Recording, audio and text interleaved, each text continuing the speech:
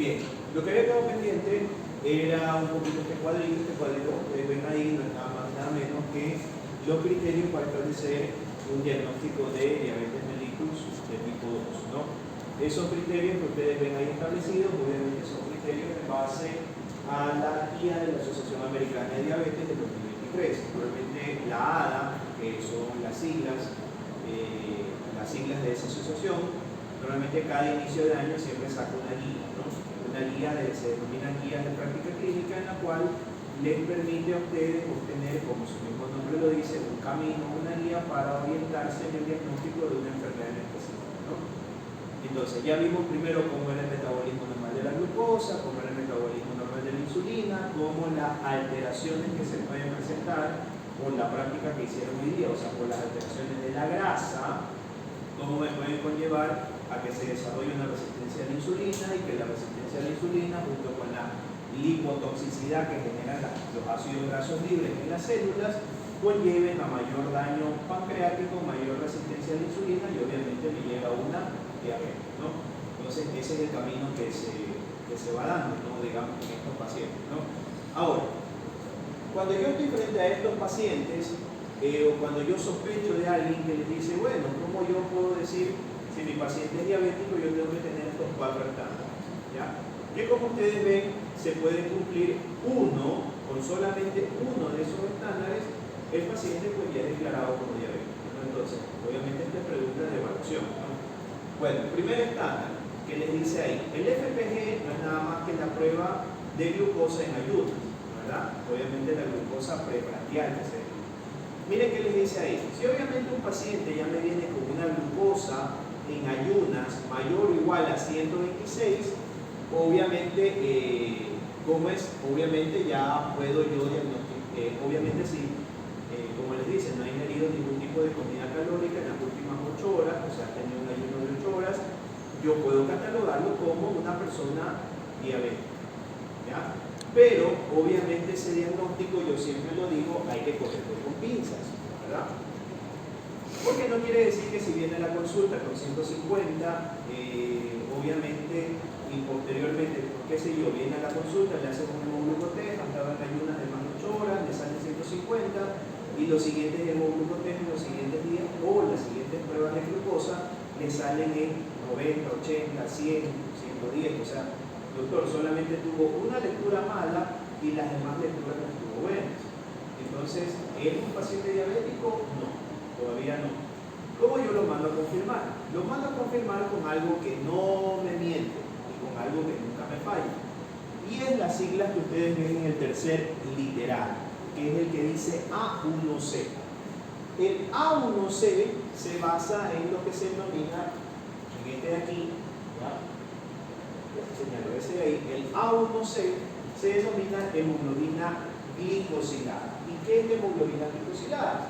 No es nada más que una fracción que pertenece normalmente, con cifras normales para nosotros los latinoamericanos, que debe pertenecer a menos del 6% de la hemoglobina unida a la glucosa. O sea, ¿qué quiere decir, doctor? Que voy a encontrar glucosa unida a la hemoglobina. Así es, un 6% del total de mi hemoglobina, o menos del 6% del total de mi hemoglobina, yo voy a encontrar unida a la glucosa en un promedio de 3 meses.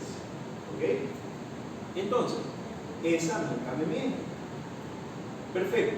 Me sale un paciente con una glicemia de 150 y las demás glicemias me parecen normales, pero yo quiero ya confirmar si es diabético o no. Entonces le mando a realizar la hemoglobina glicosilada.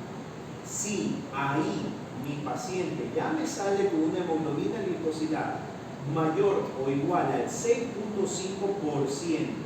corte latinoamericana, porque en Europa es 5.8%, 6.5% mayor o igual a 6.5%, este paciente ya es catalogado como un paciente diabético. Ahí sí, ya no hay que sí, vamos a esperar otra prueba, no. ¿Por qué? Porque como les vuelvo a decir, la hemoglobina glicosilada me muestra el promedio de los últimos 3 meses de la cantidad de glicemia circundante en el plasma que se ha unido a la hemoglobina. Entonces, si me sale un porcentaje muy alto, Quiere decir que en ese promedio de 3 meses la cantidad de glucosa que ha estado unida o ha estado en el plasma, unida a la hemoglobina, ha sido alta. Entonces ahí si yo lo catalogo, pues obviamente como un paciente diabético. Es más, punto 2, la hemoglobina glicosilada actualmente se utiliza, es así, la hemoglobina glicosilada actualmente sí se la utiliza como un examen de seguimiento del control del diabetes. ¿Ya? Entonces usted tiene un familiar diabético y normalmente cada 6 o cada 3 meses puede ser obligatorio, puede ser mandatorio que se mande a hacer una hemoglobina glicosilada para ver si es una persona que está respondiendo o no al tratamiento y para ver si se está tomando las pastillas, porque muchas veces tenemos diabéticos mentirosos, ¿sí? Que obviamente les dicen, sí, yo me controlo, doctor, le mando a hacer una glicosilada y me sale de 14, me sale de 12. Quiere decir que es un fiasco, obviamente, en su control, ¿no? Y que obviamente no se ha estado controlando del todo. Pero doctor, si le inyecto insulina, me tomo metformina, me tomo una tiazolindrona o una glibenclamida o alguno de estos fármacos que existen, unos antidiabéticos orales, ¿ya? Pero no lo está tomando adecuadamente. Entonces, esa es la forma en la que yo les hago el seguimiento a mi paciente diabético. Siempre, y doctor, ¿cuál es el objetivo en el diabético de tener una hemoglobina glicosilada? Debe ser una hemoglobina glicosilada similar al 6.5% o menor. Cuando tiene una hemoglobina glicosilada menor a ese valor, quiere decir que el paciente está controlado. Porque recuerden que la diabetes no tiene cura, ¿sí? A excepción de lo que ahora se está probando en Europa, no sé si habrán escuchado, por Alemania, por Reino Unido, que están implantando páncreas artificiales. ¿Ya? Entonces esperemos a ver cómo salen los primeros pacientes con instalación de páncreas artificiales, ¿no? Entonces, bien, punto 3. ¿Cómo yo también puedo evidenciar, cómo yo también puedo diagnosticar diabetes mellitus 2 por algo que, bueno, ahora en el próximo semestre de fisiología, que se denomina la prueba de tolerancia oral a la glucosa. La prueba de tolerancia oral a la glucosa, en la cual usted le administra a un paciente que viene en ayunas, 8 horas, le toma una glicemia basal, ¿verdad? Y después de tomarle la glicemia basal, usted le da 75 gramos de carga de glucosa. Así como le digo, 75 gramos de glucosa. Y usted lo deja sentadito en observación. A la hora le toma un nivel de glucosa y a la otra hora le toma otro valor de glucosa. ¿Qué le dice la guía? Que si el paciente a las 2 horas de haber sido administrada la prueba de tolerancia oral a la glucosa, su glicemia sale mayor o igual a 200, el paciente ya es diabético. Doctor, ¿y le puedo mandar a hacer hemoglobina glicosilada? Sí, pero tal vez para ver cómo ha estado su promedio, ¿no? Pero ya es diabético. ¿Okay? Tercero, ¿qué pasaba con ese primer paciente que decía de que la glicemia en ayunas venía alterada? Si a ese paciente después de unos meses yo le vuelvo a hacer el control y en todos los controles, por eso les dice aquí, en todos los pacientes con síntomas clásicos de hiperglicemia, bla bla bla, o crisis hiperglicémica, ¿sí? Si a ese paciente que me venía con glicemias de 150, 160, 170, ahora yo le tomo glicemia seguida y todas las glicemias me salen mayor o igual a 200, es diabético. ¿Ya? Entonces, como vuelvo y les repito, si yo abordo a un paciente y me sale con esas cifras mayores o igual a 126, con pinzas. Mi segundo paso será mandarle a hacer una hemoglobina glicosilada. Si sale alta, diabetes. Si no sale, puedo mandarle a hacer la prueba de tolerancia oral a la glucosa. Si la prueba de tolerancia oral a la glucosa sale elevada, diabetes. Si sale ligeramente alterada, o sea, menor a 200, y si sale ligeramente alterada, probablemente ya está teniendo resistencia a la insulina. Ah, doctor, yo con la prueba de tolerancia, yo puedo determinar si mi paciente tiene ya resistencia, sí. ¿Por qué? Porque a la hora, como vimos en el gráfico de la clase pasada, a la hora le saldrán valores de 180 y a las 2 horas le saldrá 160. Eso no está bien, algo está pasando. ¿Sí? O por el contrario, lo cito después de un mes y le hago otra vez controles seriados. Y si los controles seriados me salen mayor a 200, ya es diabetes. Entonces, por eso todo parte desde el primero y obviamente los otros pasos que también debo de yo, obviamente, mandarlos a investigar. ¿Ok? Bien. ¿Qué más? ¿Algo? Bueno, ese cuadrito no es para que le tomen foto, tranquilo, solamente para que lo vean. Miren, para que la guía que les da la ADA también les ayuda a conocer o hacer un screening, a decir, a ver, si yo tengo tantos pacientes, ¿qué pacientes son los más propensos a que desarrollen diabetes? ¿Ya? Y si usted ve ahí, obviamente, primero, ve, pacientes que no hacen actividad física, 100% seguro que se va a hacer diabético, ¿verdad? Pacientes que a lo mejor tienen individualmente un síndrome de ovario poliquístico. Son pacientes que ya de por sí toman metformina y deben de tener una dieta rigurosa con ejercicio físico incluido. Y obviamente su medicina adecuada. Porque si se descontrola, se harán diabéticos, ¿verdad? Otra, pacientes que tengan hipertensión. Paciente hipertenso probablemente se hará diabético. Y miren lo que nos dice ahí en base a la clase de ahora. Pacientes que tengan niveles de colesterol HDL, que es el famoso colesterol bueno, y niveles de triglicéridos. Colesterol HDL menor a 40, porque él les dice menor a 35, o triglicéridos mayor a 250 o cifras por encima de 300. Es un paciente que podrá tener dos cosas: será diabético o un síndrome metabólico, que es lo peor. ¿Ok? ¿Qué más? Historia de que a lo mejor mi paciente tuviera una enfermedad cardiovascular o que tuviera historia familiar de una ascendencia en primero o segundo grado que sea diabético. ¿Sí? Y bueno, miren ahí lo que les dice. La raza, también la raza influye mucho. ¿Y por qué? Porque Diosito no nos quiere, no. Por la forma de alimentación. ¿Sí? Los latinoamericanos, lamentablemente, tenemos una alimentación que yo la denomino hipercalórica. O tenemos hábitos hipercalóricos y no tenemos hábitos de ejercicio. ¿Ok? Bien. Bueno, de ahí todo lo demás. IMC, ¿ya? Para las personas que tal vez dicen, bueno, no, yo me veo gordito, pero me veo bonito, o me veo gordita y me veo bien, y nadie influye sobre mi cuerpo. Bueno, mentira, porque obviamente el índice de masa corporal, un índice de masa corporal en el que usted ya tenga sobrepeso, ¿ya? Haciendo la referencia a la altura y obviamente la cantidad de peso corporal que usted tenga, puede ser un indicio para que usted tenga un riesgo de sufrir diabetes. Obviamente el riesgo aumenta cuando usted comienza a sumar criterios. ¿Ok? Bien. Y finalmente, doctor, ¿existe el término prediabetes? Bueno, ahora como usted lo ve en la guía clínica, ahora sí existe el término prediabetes. Eso en el año 2018-2017, cuando recién empecé a dar clases aquí, no existía ese término, ¿ya? Pero ya los endocrinólogos ya lo estaban insertando. Pues ahora sí ya es una realidad, para que ustedes vean cómo la medicina va avanzando. Porque si ustedes leen de lo del folleto, eso del folleto de 1975, no es de eso yo lo estudié, eso ya es viejísimo, eso ya es pasado. Esto es lo actual, ¿ya? Entonces, obviamente esto se actualiza año a año, ¿no? Entonces, bien, ¿cómo yo defino una prediabetes? Como ustedes ven ahí, primero, vamos con la hemoglobina glicosilada. Si la hemoglobina glicosilada está entre 5.7 a 6.4.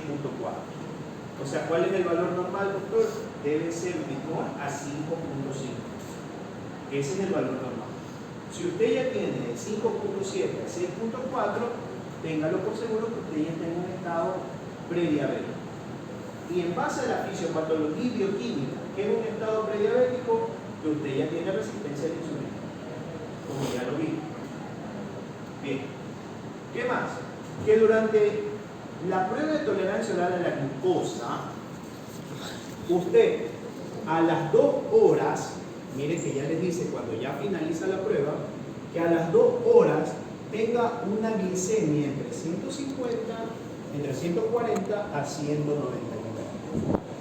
doctor, si me sale una prueba de tolerancia de 141, 199, un prediabético, así es. Y obviamente si me sale una glicemia de 100 a 125. Por eso les decía que el valor normal es de 70 a 100. Nada más. Pasado los 100, y si a usted le sale un ayuno de más de 8 horas, le sale 110 a 125, de 100 a 125, usted tal vez esté en un estado prediabético. Doctor, ¿me voy a morir en 2 años o todo lo demás? No. Eso es un estado que ahora se lo utiliza la ADA como para que usted tenga o tome medidas de prevención. ¿Cuáles son las medidas de prevención? Caminar por lo menos 30 minutos todos los días, hacer actividad física completamente, cambiar el ritmo nutricional, que usted trate de comer las 3 comidas al día, y lo que siempre digo, ¿no? Que usted desayune como rey, almuerce como peón y meriende como esclavo. ¿Sí? Así. No, que doctor, que yo soy estudiante de medicina y me voy a pegar día lunes, ¿no? Me voy a pegar un encebollado, con chifle, maní, mostaza, Coca-Cola y todo lo demás como desayuno. Perfecto. Y yo le pregunto, ¿y cuántas horas tiene clase, doctor? Yo tengo clase de las 8 hasta las 8 de la noche. ¿Y cuánto tiene descanso? 2 horas. Perfecto, está bien. ¿Por qué?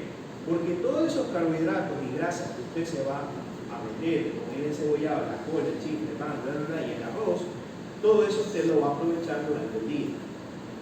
Y si en el poco tiempo del almuerzo que tiene usted solamente va a comer un segundo con una porción pequeña de arroz, su proteína y ensalada, estamos bien. Y si usted llega a su casa y usted solamente merienda una agua aromática y una galleta integral, no pasa nada. ¿Sí ve la diferencia? Pero si en cambio usted se pega un encebollado a las 8, se pega una guatita a las 12 del día, y usted va y remata en la merienda con una mega papillada, pues créame que el camino va a estar así. ¿Ya? Entonces, ¿no? Entonces siempre usted debe de racionar, obviamente, su alimentación, ¿verdad? Obviamente el consumo de gaseosas es restringido, ¿no?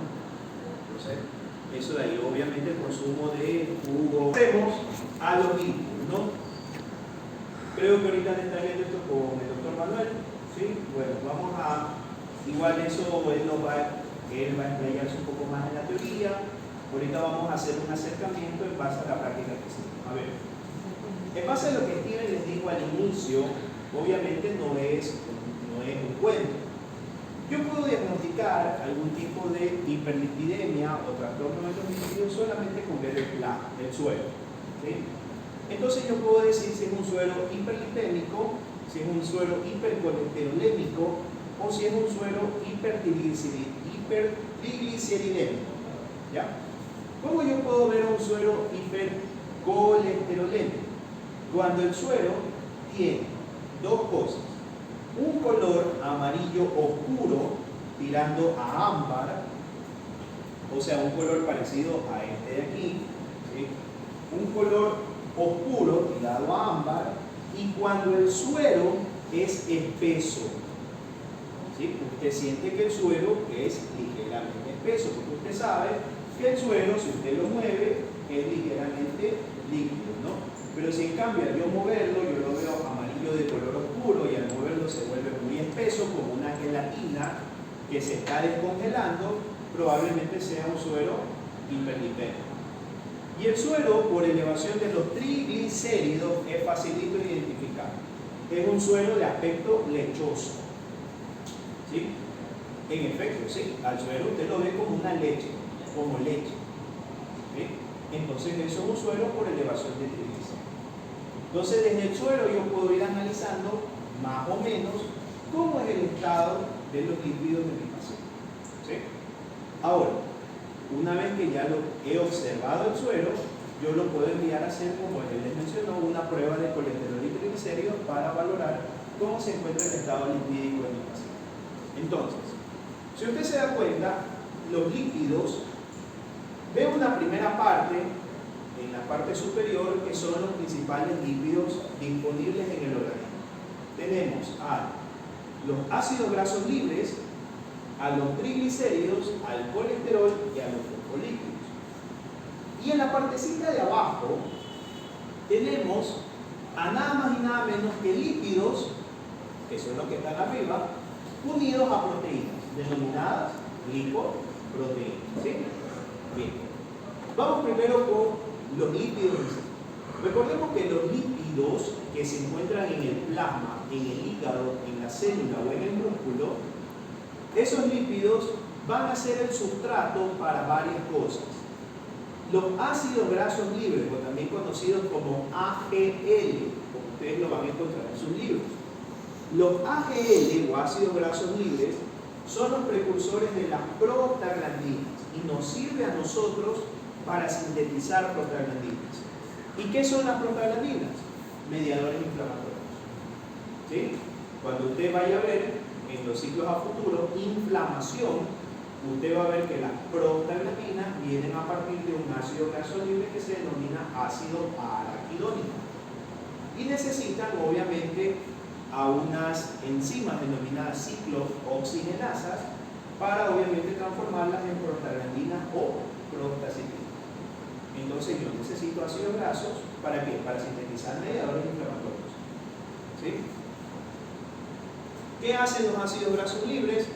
Esterifican el colesterol y obviamente se transportan junto con la albúmina.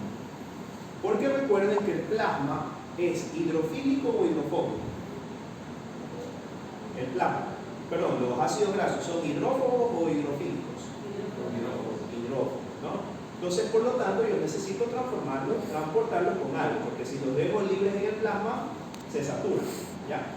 Entonces yo necesito albúmina para transportar a estos ácidos grasos libres. ¿Okay? 2. Los famosos triglicéridos. Los triglicéridos viene su nombre porque está compuesto de una molécula de ácido graso libre, ¿ya? Y obviamente 3 moléculas de glicerol, por eso se llama triacilglicerol o triglicéridos, ¿verdad? Entonces los triglicéridos, su valor normal es hasta 150 miligramos sobre decilitro. ¿Sí? Ese es el valor normal de los triglicéridos, hasta 150. ¿Dónde yo obtengo los triglicéridos? Pues de las grasas alimentarias, de la grasita que usted consume, de la costillita con la grasita que le está sacando ahí el juguito, ¿de verdad? Del pollito KFC, obviamente del barbecue, de todas esas cosas, pues, normalmente lo encontramos en la dieta, pues ahí tenemos los triglicéridos, ¿no? Ahora, los triglicéridos usted los puede ingerir exógenamente, como también usted los puede producir endógenamente. ¿Quién es el que produce triglicéridos? El hígado. El hígado también produce triglicéridos. Reserva de triglicéridos, tejido adiposo. ¿Sí? Entonces, el hígado y el tejido adiposo son fuentes de triglicéridos. ¿Verdad? Por eso ahí lo que les habla del famoso hígado graso y todas las demás cosas, sí. Y de una vez les digo, yo siempre me gusta que mis estudiantes sepan bien, todos tenemos hígado graso. Todos, hasta el vegetariano. Todos, ¿ya? Todos. ¿Sí? 2. Tener hígado graso es bueno y malo al mismo tiempo. Es bueno porque obviamente ahí se depositan todas sus grasas y quiere decir que su hígado está funcionando ok. Pero es malo cuando existe en el hígado más del 70% de su superficie hepática llena de grasas. Ahí sí es malo. ¿Okay? Entonces si viene su familiar y uno dice, ay, mijito, que me salió hígado graso, grado 1, grado 2, eso es normal. Todos tenemos eso. Y usted como estudiante tiene un grado 2 o grado 3, más aún si estuvo en la franja del club náutico, del cierre de campaña, y todo lo demás, ahí le subió de 2 a 3, ya por el alcohol, o por la comida, y más aún si venimos de fin de año. Entonces 2, 3, por ahí es aceptable. Pero hígado graso grado 5, grado 4, esos sí son patológicos. ¿Okay? Entonces todos tenemos hígado graso. Métase eso aquí en la cabeza. Y no, cuando venga un familiar y diga, ay, es que me salió hígado graso, no se asuste. Explíquelo. No le va a explicar esta clase, pero le va a decir, mire, familiar, etcétera, etcétera, nosotros producimos grasas y por eso se almacenan ahí. Y es normal que salga. Eso quiere decir que su hígado está bien. Si excede en un futuro esa cantidad de grasa, ahí sí está mal. ¿Okay? Bien. Colesterol, valor normal, 200 miligramos sobre decilitro.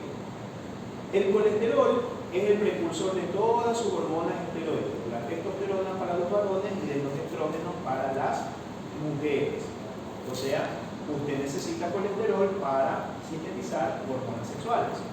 Y también, a su vez, para otras hormonas esteroides que necesitamos en la fisiología endocrina, ¿sí? Pero, a su vez, el aumento excesivo de este colesterol hace que en las paredes del vaso sanguíneo, ¿sí? En las paredes del vaso sanguíneo se pegue como el moho. ¿Se ha visto el moho pegado a las paredes? Ya, igualito se pega el colesterol en las paredes de los vasos sanguíneos y desencadena esta enfermedad denominada aterosclerosis, que es obviamente un riesgo para que el paciente en un futuro pueda sufrir infarto. ¿Sí? Y finalmente los fosfolípidos, que no son nada más que una base de fosfato, base de nitrogenada, y que es parte de las membranas celulares. No todas nuestras membranas, recuerden, tienen grasa, ¿no? Obviamente fosfolípidos. ¿Sí? Y ahora viene lo más complejo. Las lipoproteínas. Doctor, ¿qué son las lipoproteínas? Y nos vamos a este gráfico de aquí. ¿Sí? Las lipoproteínas no son nada más que una mezcla de todas esas cosas de ahí. Usted coge una, dos, tres y las mete con una proteína y eso se denomina lipoproteína. ¿Ya? Y otras cosas de ApoA, ApoE, ApoD, bueno, eso ya le explicará mejor el doctor Manuel. ¿Ya? Pero bueno, eso es una apolipoproteína. ¿Sí? Es la suma de algunas de esas cositas unidas a una proteína en especial. ¿Cómo se compone la lipoproteína? Dos partes. Un núcleo, como una célula es la lipoproteína. Un núcleo y su periferia. El núcleo es un lípido no polar. El núcleo no varía. El núcleo puede ser de triglicérido o colesterol. Nada más. El núcleo es siempre un triglicérido con éster de colesterol. Y ahora sí, añádale los juguetes. Y luego una capa polar de lípidos que puede ser colesterol, fosfolípidos o las apolipoproteínas, que no son nada más que proteínas. ¿Ya? ¿Por qué yo necesito a las lipoproteínas que tengan esa característica? Porque acuérdense de la palabra no polar y polar. ¿Ya? Recuerden que si yo dejo desnudo el núcleo de triglicéridos o el de colesterol, no se va a poder mover en el plano, porque se precipitaría. Entonces yo necesito fosfolípidos y proteínas para enmascararlos y ahora sí que puedan transitar por el plasma sin ningún problema. ¿Sí? Y obviamente colesterol. Entonces, de acuerdo a lo que vaya teniendo esta lipoproteína, si tiene más colesterol se denominará así, si tiene más triglicéridos se denominará de otra manera, si tiene, qué sé yo, poca cantidad de esto se denominará de otra manera. ¿Sí? Entonces ahí tenemos las cuatro más importantes. Kilomicrones. ¿Qué es un kilomicrón? Toda esta bola con triglicéridos. Ese es el kilomicrón. ¿Ya? Entonces, doctor, ¿para qué me sirve el kilomicrón? Es una lipoproteína que se encarga de transportar triglicéridos. Así de sencillo. ¿Okay? Es una lipoproteína que se encarga de transportar los triglicéridos. Pero ¿de dónde a dónde? Kilomicrones transporta triglicéridos del intestino a los tejidos. Esa es la vía, sencillo. Kilomicrones de triglicéridos desde el intestino a los tejidos. ¿Para qué? Para obviamente dar energía por el metabolismo de los ácidos grasos, acuérdense, en la célula, y almacén. ¿Dónde? Mi gordura, panículo adiposo e hígado. Esa es la vía del kilomicrón. transportar triglicéridos. Entonces, ¿qué va a tener más en la superficie exterior? Triglicéridos. Perdón, va a tener más concentración de triglicéridos. ¿Okay? Ahora vámonos a las famosas HDL, VLDL, LDL, ¿no? Bueno, el libro por ahí les habla de una IDL. Obviamente recuerden que son lipoproteínas VLDL, very low, de muy baja densidad, lipoproteínas de baja densidad y lipoproteínas de alta densidad. Por su sigla en inglés. Y hay unas que se denominan densidad intermedia. ¿Ya? A ver, vamos primero con las VLDL. Las lipoproteínas de muy baja densidad, por eso se los puse acá a este lado. Este es el lado de los triglicéridos y allá está el colesterol. Las VLDL se hacen lo contrario de los kilomicrones. Transportan triglicéridos endógenos producidos por el hígado, pero ¿hacia dónde? Hacia los tejidos. ¿Ya? Ah, ya, doctor, quiere decir que los triglicéridos que en algún momento estuvieron almacenados en el hígado, las VLDL los sacan y lo llevan al tejido. Así es. ¿Sí? Es todo lo contrario de los kilomicrones. ¿Para qué? Para utilizarlos como energía y también como almacén en el tejido adiposo. ¿Okay? Los VLDL, ¿será bueno tenerlo en aumento? ¿Será bueno tener elevadas concentraciones de VLDL? ¿Sí, no y por qué? ¿Sí o no y por qué? Mira aquí, kilomicrones, desde los alimentos a los tejidos y acá, desde el hígado a los tejidos. ¿Cuál será más peligroso tener en elevada cantidad? ¿Mande? El VLDL. No. A ver, aquí nomás, aquí arriba. Sobre esta zona. El VLDL. VLDL. ¿Por qué? Porque le saca de su reserva, la saca al tejido. Y recuerde que al yo sacar de la reserva al tejido, ese triglicérido se me puede quedar en el vaso sanguíneo. ¿Y qué me puede dar? Elevaciones, cantidades elevadas de triglicéridos en sangre. ¿Es bueno tener suficientes kilomicrones? Sí, porque esos kilomicrones me ayudan a, en teoría, pues obviamente a absorber toda la grasa de los alimentos y llevarlos, obviamente, pues a los tejidos. ¿Ya? Entonces, más peligroso es tener concentraciones elevadas de VLDL.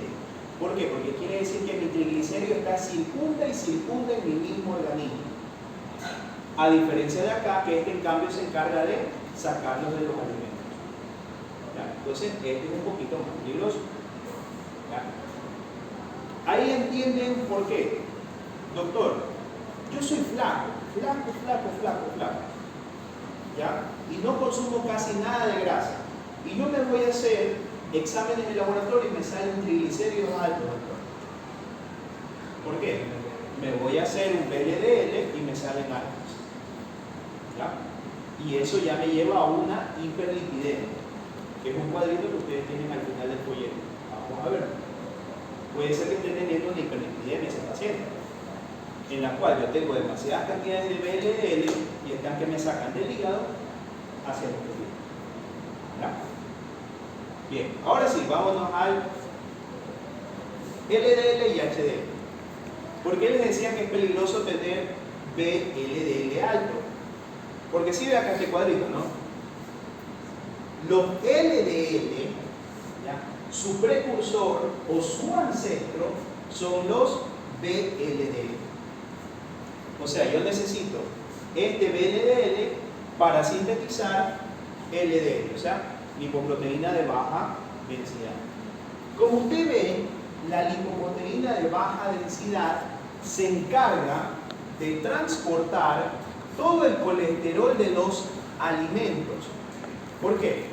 Porque los kilomicrones cogieron sus triglicéridos, pero hay residuos de kilomicrones que se une con el colesterol de los alimentos. Cuando ya se une con el colesterol de los alimentos, ahí ya se transforma en LDL. Y obviamente, este colesterol de los alimentos lo llevo a nivel hepático y de a nivel hepático lo llevo hacia los tejidos. ¿Ya? O sea, doctor, la misma función de acá, solo que en vez de triglicéridos es con el colesterol. Así es. Me encargo de llevar todo el colesterol de los alimentos y del hígado hacia la periferia. ¿También será peligroso? Sí. ¿Ya? Y a diferencia, en cambio, de, yo le denomino el bachanón de los vasos sanguíneos. ¿Ya? Y sí, el bachanón de los vasos sanguíneos es el HDL. ¿Qué es el bachanón? ¿O qué es pulvaceo? Es el recogedor de basura, ¿verdad? Entonces, el HDL hace toda la función contraria. ¿Qué es lo que se va a encargar? Se va a pasar como una barredora por todos los vasos sanguíneos y la periferia y va a recoger todo el colesterol, lo forma en lipoproteínas, lo lleva al hígado para estearificarlo, o sea, volverlo de otra manera y convertirlo en sal biliar. ¿Y por dónde se va eso? Por las SPK. ¿Sí? Por eso es que a este lo llaman colesterol bueno y a este lo llaman colesterol malo en el argot popular. Porque este, en cambio, se carga de sacar la basura desde los intestinos hacia la periferia y este, en cambio, se encarga de limpiar la basura de la periferia y llevarla a que se elimine como SB, como SPK, no por medio de las sales biliares. ¿Ok? Establecidas las diferencias. ¿Alguna duda? Este cuadrito que usted ve aquí, ¿ya? Este cuadrito que usted ve aquí, bueno, no sé si el doctor Manuel se lo va a aprender, pero bueno, estos no son nada más que las proteínas, o sea, las apolipoproteínas. Existen las ApoA, ApoB y ApoC. Cada una de las ApoA, ApoB y ApoC tienen una función de ser activadora, inhibidora, estructural, etcétera, etcétera. ¿Ya? Pero me sirve más que nada para ser activadora de lipoproteínas, inhibidora de colesterol, ¿ya? Fijadora de glucosa. ¿Ya? Bueno, eso ya asumo que han de ver con el doctor Mayor, así que no me meto mucho ahí. Pero eso que ustedes ven no son nada más que proteínas. Este cuadrito de aquí son apolipoproteínas, que son proteínas mezcladas con eso que usted ve arriba. ¿Sí? Y así conformo las lipoproteínas. ¿Sí? Bien. ¿Preguntas hasta ahí?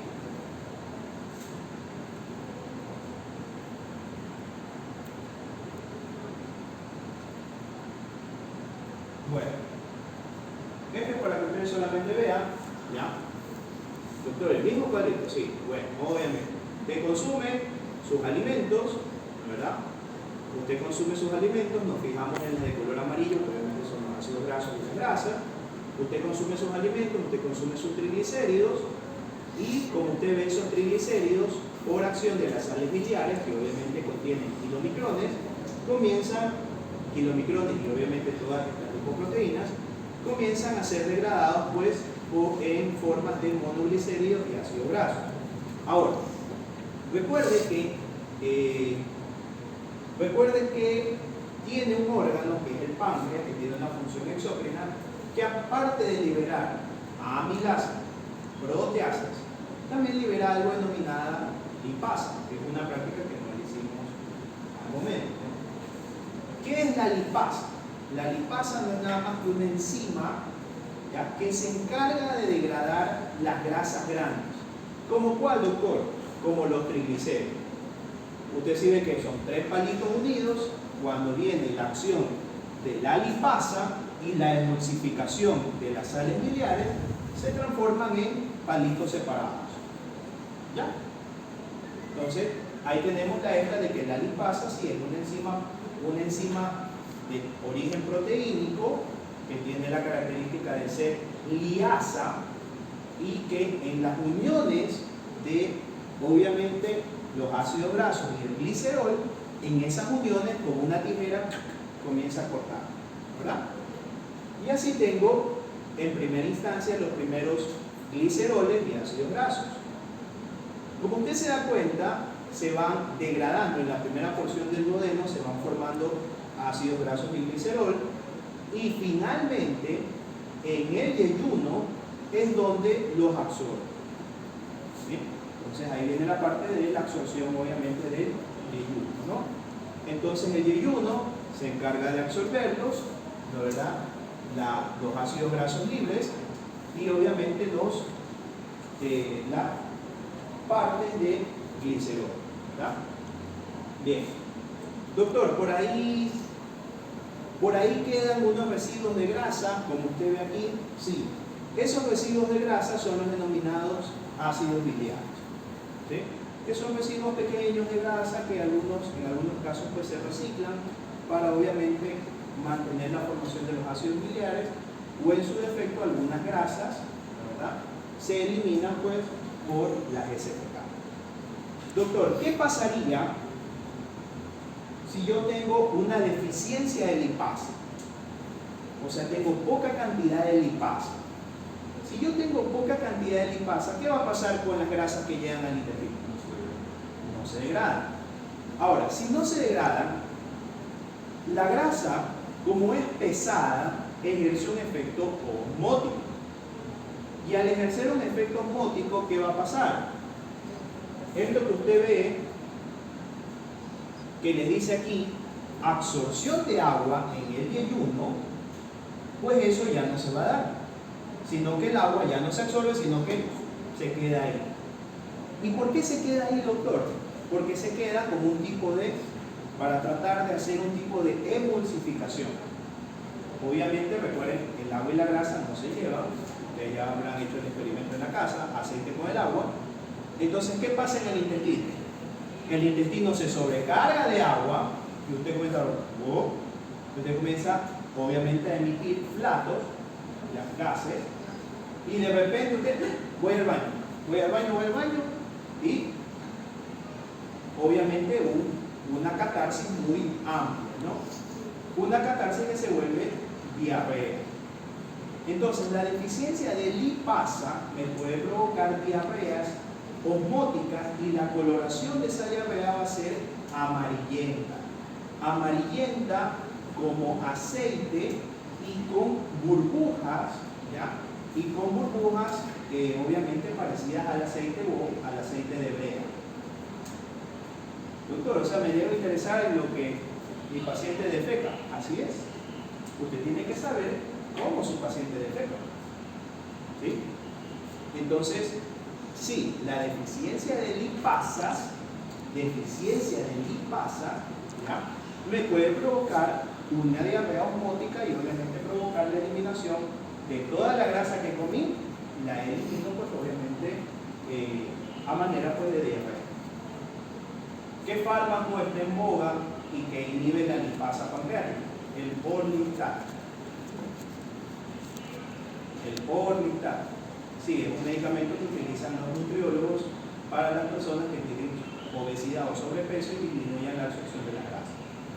Obviamente es un medicamento solo bajo receta médica.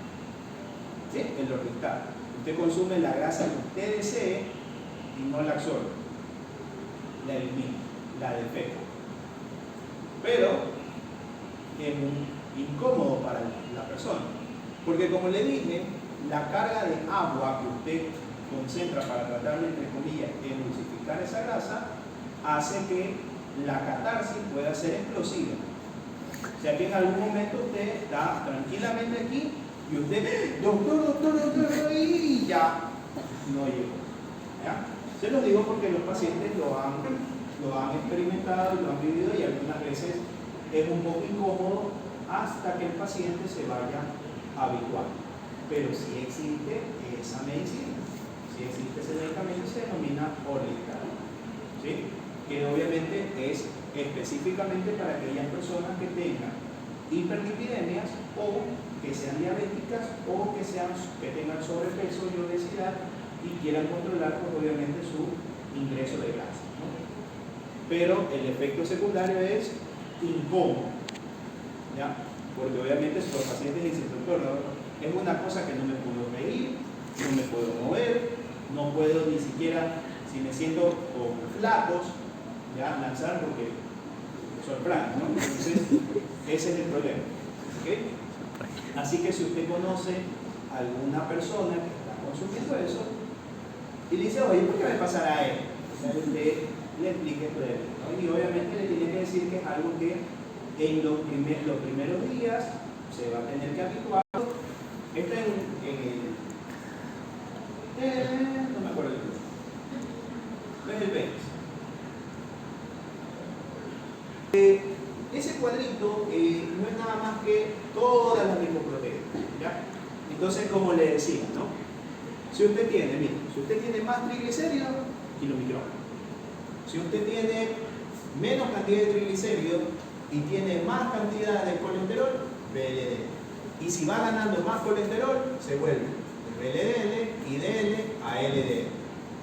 Y en cambio, el HDL, si usted tiene más proteína o más líquido que grasas, es HDL. ¿No? ¿Bien? Entonces, para que usted se dé cuenta que los kilomicrones son triglicéridos dependientes y la transformación es así, como una evolución, ¿ya? Entonces, obviamente que varían, ¿no?, las lipoproteínas. Pero aquí están los kilomicrones, si tiene más triglicéridos, si va perdiendo triglicéridos, se vuelven DL, ¿no? Si tiene bastante triglicérido, LDL, mediano triglicérido, IDL, si tiene ya poco triglicérido, ¿sí?, LDL, y si va ganando colesterol, obviamente LDL, y si ya tiene poca cantidad de colesterol, poca cantidad de triglicéridos o casi nula y tiene bastante lipoproteína, es HDL, ¿ya? Aparte de las apoproteínas que tengo y que las hace únicas a cada una de esas moléculas, ¿ya? Pero para que usted vea que son las mismas, solo que cambian ciertas cosas, ¿no? Sí. Eso es, doctor, ese gráfico está horrible, ¿qué problema fue? Esa es la vía de los kilomicrones, ¿ya? Como usted ve, inicio. Usted ve el inicio, intestino delgado, ¿verdad? Saco los triglicéridos, ¿se acuerda de la gráfica del intestino que teníamos ahí, ¿verdad? Saco los triglicéridos de ahí, los uno y los formo kilomicrones, y miren, luego los kilomicrones viajan hacia la periferia y aquí viene, ¿ves?, mi famosa lipasa. Y mi lipasa los desdobla en glicerol, que lo utilizo para otros procesos metabólicos, y los ácidos grasos que van al músculo o al tejido adiposo. Ah, doctor, ¿esos son los ácidos grasos que pueden provocar resistencia a la insulina? Sí. Entonces, para que usted vea cómo el exceso de comida grasa me puede llevar a exceso de esto de aquí. Y eso me lleva a resistencia a la insulina. O sea, todo tiene relación, ¿no? Y bueno, los kilomicrones, ahí están, ¿verdad? Vienen con sus triglicéridos, la lipasa los desdobla, y ¿en qué se transforman? Se transforman en remanentes de kilomicrones, o también denominados VLDL. ¿Sí? Estos VLDL yo puedo recibir esteres de colesterol, ¿no, verdad? Y estos remanentes de kilomicrones viajan al hígado para terminar de entregar los ácidos grasos que faltan. Y aquí se almacenan colesterol y ácidos grasos. Y a su vez, pues obviamente, esta molécula de aquí, algunos residuos, yo le puedo añadir otras apolipoproteínas y esta se puede transformar en HDL, y este HDL me puede servir como reciclaje para otros alimentos. Entonces, ahí está para que vean. Triglicéridos desde el intestino hacia los tejidos y hacia el hígado. Bien. Esas que ustedes ven ahí son las LDL. Desde el hígado, mire, desde el hígado saco el colesterol y los triglicéridos, más que nada triglicéridos, y los meto a esa molécula. ¿Qué es lo que hace esa molécula? Lo mismo, se pone a la lipasa, aumenta las concentraciones de ácido graso, de glicerol, ¿sí? Y esa molécula que libera ácidos grasos y glicerol, ahora se transforma en IDL. Y ese IDL, como usted ve ahí, viaja al hígado, donde existe un receptor para ese tipo de moléculas, ¿ya? Y el hígado se encarga de transformarlo en LDL libre. ¿Ya? Entonces, miren, como de una VLDL, ¿ya? Se transforma en una intermedia, la llevo al hígado y finalmente la transformo en LDL. ¿Para qué? Para seguir cumpliendo este proceso de acá. Entonces, miren cómo de la VLDL yo puedo sacar LDL. Entonces, cuando ya tengo esa LDL libre, ahora va a la célula, se une con el receptor de LDL de las células del tejido periférico, ¿no, verdad? Se internaliza con los endosomas propios de las células y miren lo que hace. La pinche, disculpen la palabra desgraciada, ¿no? ¿Qué es lo que hace esa LDL? Dentro de la célula comienza a liberar colesterol. Ah, doctor, o sea que hace que la célula se abombe de bolitas de colesterol. Así es. ¿Ya? Por eso es mala la LDL, ¿verdad? Y mire qué es lo que hace, forma esteres de colesterol y obviamente aumenta la concentración de esta, y no contenta con eso, el colesterol hace que se sinteticen más receptores de LDL. O sea, la célula, doctor, se vuelve como dependiente de droga, se vuelve dependiente del LDL. ¿Sí? Entonces, por eso, obviamente, es malo a elevadas concentraciones de LDL y obviamente de colesterol. Porque si usted tiene colesterol alto, el LDL lo que va a hacer es meterlo dentro de la célula para esterificar. ¿Sí? Bien. Y aparte que la célula lo utiliza ¿como qué? Como precursor de cuerpos cetónicos o de otro tipo de metabolismo de energía, ¿no? Bien. Entonces ahí está el por qué es el colesterol malo, ¿sí? Para que vean la pinche cómo hace, ¿no? Aumenta el colesterol dentro de la célula y a su vez ese colesterol aumentado hace que vengan más LDL, ¿ya? Y finalmente las buenas de la película, las HDL, ¿no? Como ustedes ven, en cambio, las HDL hacen lo contrario, ¿no? A ver, lo que Bill pinche hizo la LDL, ahora vamos a hacerlo al contrario, ¿no? Entonces, produzco el HDL naciente a partir de ¿dónde? A partir del hígado y a partir de los residuos de colesterol del intestino. Comienzo a producir las HDL nacientes y esas HDL comienzan a ir por el tejido y decir, a ver, exceso de colesterol, pasa acá. Voy por el hígado, exceso de colesterol, véngase acá. Hasta que formo las famosas HDL3 y HDL2.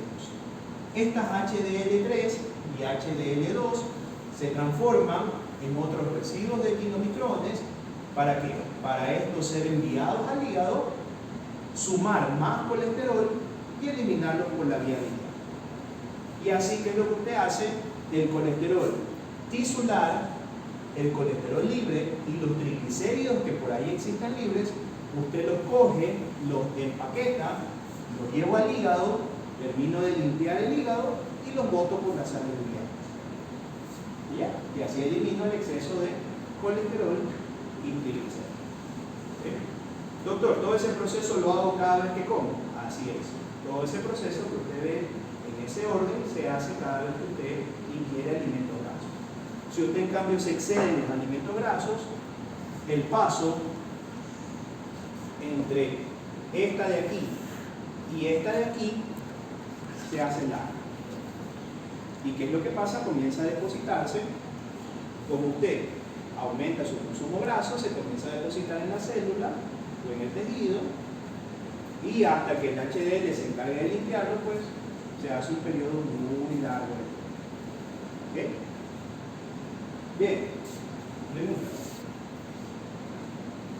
Bueno, y ese cuadro lo tienen al final del folleto, ¿ya? ese cuadro lo tienen al final del proyecto, por favor, ese cuadro estudienlo, ¿ya? Se les va a tomar en la lección, recuerden que tienen el jueves la lección, ¿ya? La lección incluye también colesterol y triglicéridos, o sea, todo lo que vimos medir, ¿sí? Obviamente va a ser tomado en el examen. Entonces, ese cuadrito les habla de las famosas hiperlipidemias, ¿no? Como ustedes ven, es un cuadrito de Fredrickson, que se encargó de clasificar a las hiperlipidemias, y como ustedes ven, se basan en características de, por eso les digo aquí, aspecto del suelo, concentraciones de colesterol y lipoproteínas y riesgo de aterosclerosis, ¿verdad? Entonces, si tiene kilomicrones aumentados, es grado 1. Casi más o menos como vimos en el cuadrito. Si tiene kilomicrones aumentados, es grado 1. Si usted ve, que obviamente por eso usted va a ver los triglicéridos totalmente aumentados, ¿no? Si usted ve que tiene aumentado completamente la VLDL y por lo tanto tiene aumentado los triglicéridos y por ahí más o menos el colesterol en una grado 4. ¿Ya? Y si en cambio tiene aumentado los LDL, es una de grado 2. ¿Ya? Entonces, kilomicrones me da la de grado 1, VLDL la de grado 4 y las LDL, obviamente, las de grado 2. ¿Okay? Y doctor, ¿qué pasa si hay una hiperlipidemia que las lipoproteínas están normales y todo lo demás está aumentado? La de grado 3. ¿Ya? Entonces así. Kilomicrones 1, VLDL 4, LDL 2, la 2A y 2B, y obviamente la de las lipoproteínas anormales o que no tienen elevadas las LDL en las otras, sino que tengo lipoproteínas anormales en el grado 3. Y si en cambio, doctor, tengo la suma de la 4 y la 1, ¿cuánto es 4 más 1? 5. Hiperlipidemia de tipo 5. ¿Ya? Y lo que creo es nivel de... ¿Ok? ¿Sí? Ok, sencillo. Bueno, y así viene, ¿no? Obviamente. Recuerden, si tiene triglicéridos, si se da cuenta acá una cosa, ¿no? Llega aquí y le dice turbio, lechoso, palescente. Si usted tiene aumentado, obviamente, los triglicéridos, con las VLDL le va a dar esa característica, pues, obviamente, de un suero de aspecto lechoso. Entonces, para eso me sirve, ¿no? Ah, ya tiene un suero de aspecto lechoso, probablemente tenga una hiperlipidemia 4 o 5. Vamos a ver cómo está el colesterol y triglicéridos. Triglicéridos aumentados, colesterol normal. Perfecto. 4 o 5. Vamos a ver cómo están las VLDL, kilomicrones, bla, bla, bla. Me sale solo VLDL, 4. Me salen las dos, kilomicrones y VLDL, tipo 5. ¿Okay? Así es. Y bueno, edades en las que se manifiesta, obviamente los adultos, nosotros los adultos podemos manifestar de las 3 en adelante. Entonces, miren, acuérdense, 1 kilomicrones, 4 VLDL, en el orden que lo fuimos viendo en la práctica, 2A y 2B, la de las LDL, la 3, que es la de las lipoproteínas anormales, y obviamente la 5, que es la suma del 4 y el 1. 4 más 1, 5. ¿Ok? Bien, en el hospital de los CM. Recomendación. Las mujeres lleven gorro. Si no tienen gorro, simplemente no las voy a dejar pasar. ¿Ya? No, más claro a la UCI, ¿no? Lleven gorro, ya las mujeres, los varones también, vayan en scrub. ¿Tienen scrub? Sí.